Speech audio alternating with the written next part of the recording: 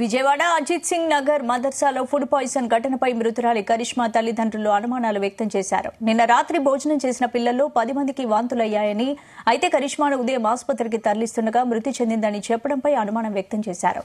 రాత్రి నుంచి ఉదయం వరకు ఏం చేశారని ప్రశ్నిస్తున్నారు. ఆహారం కలుషితమే కరిష్మా మృతికి కారణమని విద్యార్థులు ఆరోపించారు.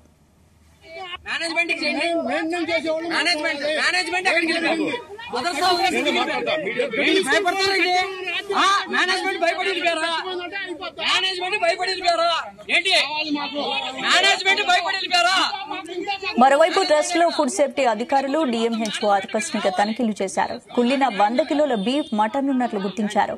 డీప్ ఫ్రిజ్ లో గడ్డకట్టిన మాంసం నిల్వలను ఇనుప గుణపంతో పొడిచి శాంపిల్స్ ను అధికారులకు సేకరించారు. దుర్వాసన వస్తున్న కుళ్లిన మాంసం 15 రోజుల క్రితం నుంచి ఫ్రిజ్ లో ఉంచుతున్నట్లు అధికారులు భావిస్తున్నారు.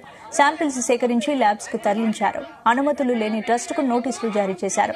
ట్రస్ట్ నిర్వాహకుడు పర్వేజ్ మౌలాలిపై పోలీసులు కేసు నమోదు చేశారు.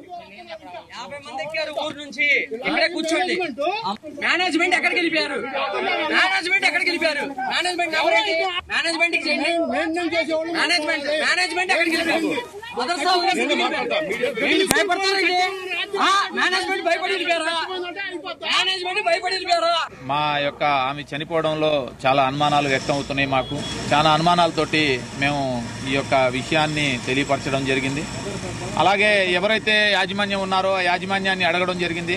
ఏమైంది ఏంటని చెప్పి రాత్రి వాంతులైని మేము టాబ్లెట్ వేసి పడుకోబెట్టాం. పొద్దున్నే లేచింది, నమాజ్ చదువుకుందని చెప్పి వాళ్ళు చెప్పడం జరిగింది. నిజమేనేమోనని చెప్పి మేము పిల్ల దగ్గరికి వెళ్ళి చూస్తే పిల్ల గట్టిగా అయిపోయి స్టక్ అయిపోయి ఉంది. ఈ స్టక్ అయిపోయిందండి పిల్ల అని చెప్పి మేము డాక్టర్ల దగ్గరికి వెళ్ళి అడగటం జరిగితే ఈ పిల్ల చనిపోయి 8 గంటల నుంచి 10 గంటలు అవుతుందని చెప్పి డాక్టర్లు చెప్పడం జరిగింది. డాక్టర్లు చెప్పడంతో మేము ఉలిక్కిపడ్డాం. ఇదేంటి పిల్లని ఇలా చంపేశారని చెప్పి మేము ఆశ్చర్యపోయి ఈ యొక్క పోలీసు వారికి అందరికీ తెలియపరచడం జరిగింది. అలాగే ఆ యాజమాన్యం ఎవరైతే ఉన్నారో ఆ యాజమాన్యాన్ని కూడా మేము అడగడం జరిగింది. ఏం జరిగింది ఏంటని చెప్పి వాళ్ళు రకరకాలు చెప్పారు.